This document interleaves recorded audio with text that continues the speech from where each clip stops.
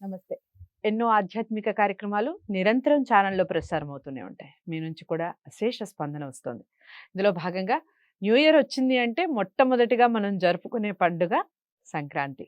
పెద్ద పండుగ, అతి పెద్ద పండుగ, ఆనందోత్సాహాల మధ్య అటు రైతులు, ఇటు ఉద్యోగులు ప్రతి ఒక్కరూ కూడా ఇంట్లో ముగ్గులతో గొబ్బెమ్మలతో ఇలా రకరకాలుగా 3-4 రోజుల పాటు ముక్కనుమ కూడా చేసుకుంటారు. కొన్ని ప్రాంతాల్లో చేసుకోరు. 3 రోజుల పాటైతే ఖచ్చితంగా చేసుకునే పండుగ. అల్లుళ్ళ పండుగ. ఇలా చెప్పుకుంటూ పోతే ఎన్నో సందర్భాలుంటాయి ఈ సంక్రాంతిలో. ఈ సంక్రాంతికి సంబంధించి పూర్తి విశ్లేషణ ఇవ్వటానికి నాతో పాటు ఉన్నారు రఘుప్రియ గారు, ప్రముఖ ఆస్ట్రాలజిస్ట్, అలాగే సైకియాట్రిస్ట్ కూడా. మీకు ఏదైనా ప్రాబ్లమ్స్ ఉన్నా, ఆస్ట్రాలజీకి సంబంధించి ఎటువంటి ప్రాబ్లమ్స్ ఉన్నా తప్పకుండా మీట్ అవ్వచ్చు. స్క్రీన్ మీద కనపడే నెంబర్‌కి కాల్ చేయడం ద్వారా. ముందుగా భోగికి సంబంధించిన విశేషాలు తెలుసుకుందాం. నమస్కారం. నమస్తే అండి. మీకు ముందుగా భోగి శుభాకాంక్షలు. మీకు కూడా సంక్రాంతి, భోగి శుభాకాంక్షలతో పాటు న్యూ ఇయర్ శుభాకాంక్షలు కూడా. Thank you. ఇక భోగి అనగానే ముందుగా గుర్తొచ్చేది భోగి మంటలు. అవును.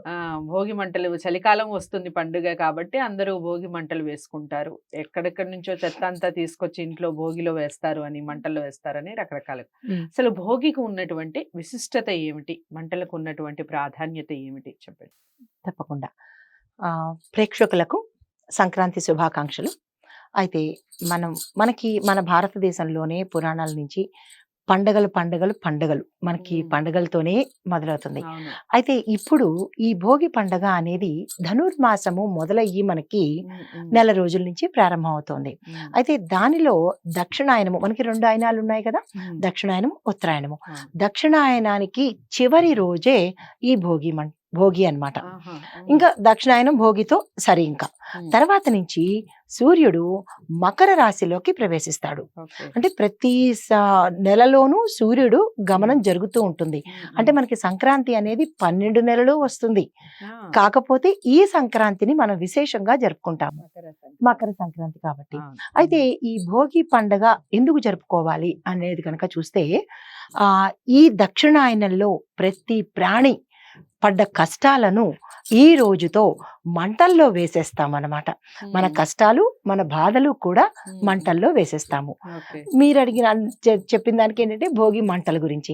అయితే ఈ మంటలు ఎలా వెయ్యాలి అనేది కనుక చూస్తే, మనం ఇందాక అనుకున్నట్టుగా పాతవి అన్ని పడేయడమనే కాదు, అసలు ఈ భోగి మంట ఎలా వేసుకోవాలి అంటే కనుక ముందు రోజు అన్ని యథావిధిగా సిద్ధం చేసుకుని మంటకి సంరంభాలు, మద్ది, నేరేడు, మారేడు, మోదుగా ఇలాంటి తాలూకా కలపలు తెచ్చుకుని, గొబ్బెమ్మలు మనం ధనుర్మాసం మొదటి నుంచి ఇది పెడతాం కదా, ఆవు పెడతో గొబ్బెళ్ళు పెడుతూ అలంకారం చేసుకుంటూ ఉంటాం ముగ్గుల్లో.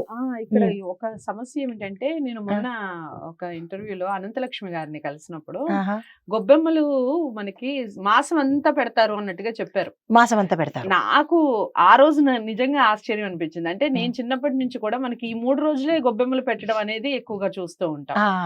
అమ్మ చెప్పిన తర్వాత అరే నిజమే కదా, గొబ్బెమ్మలు పెడతారా ఇలా మాసం అంతా అని అనిపించింది. నిజమే. ధనుర్మాసం మొదలైన దగ్గర నుంచి మళ్ళా మనకి సంక్రాంతి వరకు కూడా గొబ్బెమ్మలు పెట్టుకుంటుంటాము. ఆ గొబ్బెమ్మలు ఏం చేస్తారు, మరుసటి రోజు పిడకలుగా తరిచేస్తుంటారు.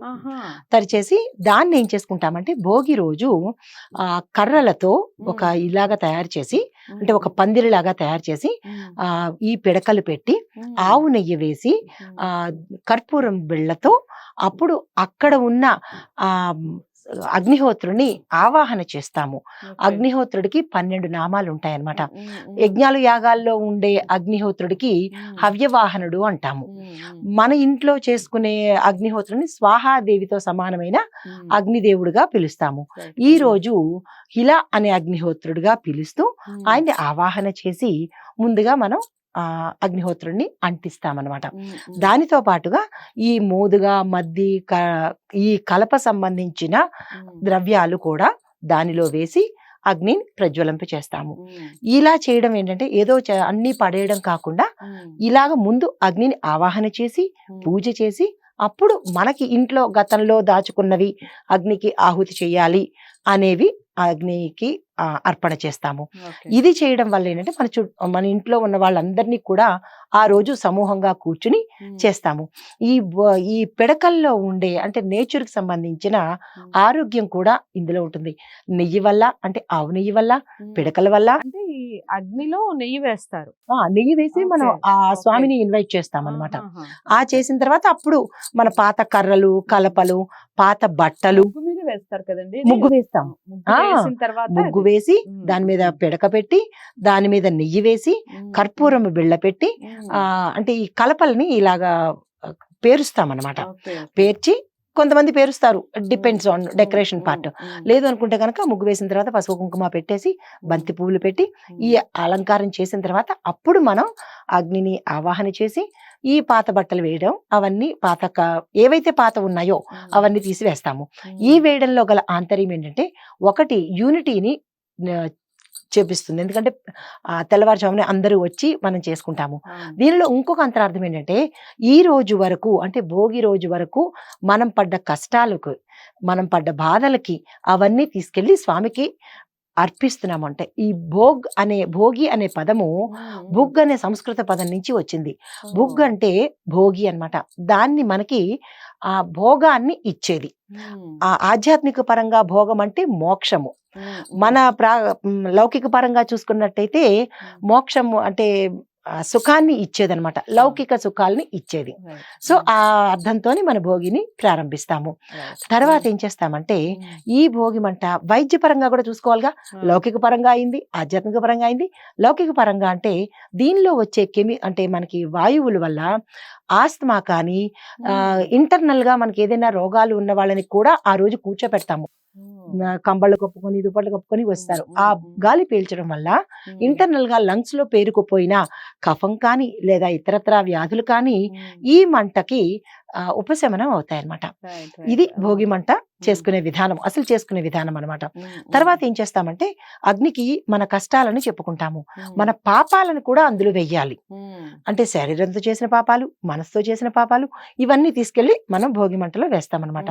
భోగి మంటకి ఇంత పెద్ద అంతరార్థం ఉంది. అయితే ఈ భోగికి ఒక చిన్న కథ కూడా ఉంది. ఎందుకు ఇంత విశిష్టత అంటే శ్రీమన్నారాయణుడికి ఇష్టమైన పండుగ భోగి పండుగ.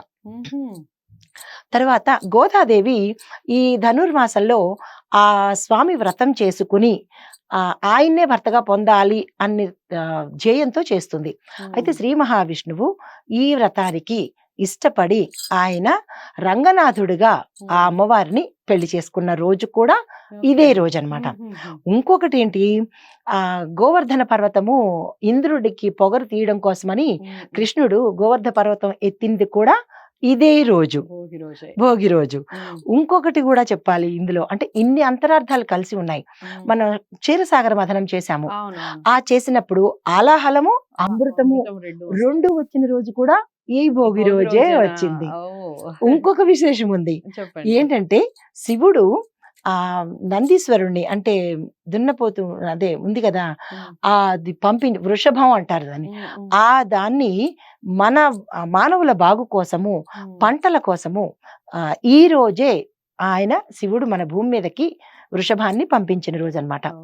దీనికి ఒక చిన్న కథ కూడా చెప్పాలి. ఏంటంటే ఒకసారి శివుడికి వరం ఇవ్వడం కోసము నందీశ్వరుడు తపస్సు చేస్తాడు. తపస్సు చేసి కోరుకోమని చెప్తాడు. ఏంటి కావాలి నీకు అంటే, ఏమీ లేదు, నేను భూలోకం వెళ్ళాలని ఆశగా ఉంది అంటారు. అంటే భూలోకం మీద ఆశ అందరికీ ఉంటుంది, మానవులకి, దేవతలకి, ఈవెన్ జంతువులకి కూడా ఉన్నది.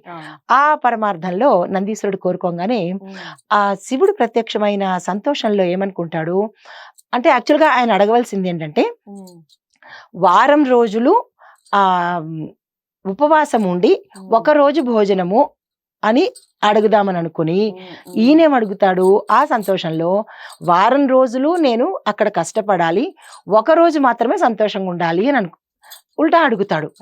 అందువల్ల ఆయన భూలోకంలోకి వచ్చి మనకి దున్నపోతుగా అంటే మనకి పొలాలు అవి దున్నే ఇది ఉంది కదా, పశువుల రూపంలో పశువులకు ప్రతినిధిగా ఆయన ఇక్కడికి వచ్చి వ్యవసాయం చేసేందుకు గాను ఆ వరాన్ని కల్పించట, శివుడు అంటే కల్పితాలే కదా, ఆయన ఉల్టా చేసేసాడు మొత్తానికి. ఉమ్. చేసి నందీశ్వరుని భూమి మీదకి పంపించిన రోజు కూడా ఇదే. అంటే మానవుల క్షేమం కోసము పంపించిన రోజు కూడా ఇదే. ఈ భోగికి ఇన్ని విశేషాలు ఉన్నాయన్నమాట. రైట్.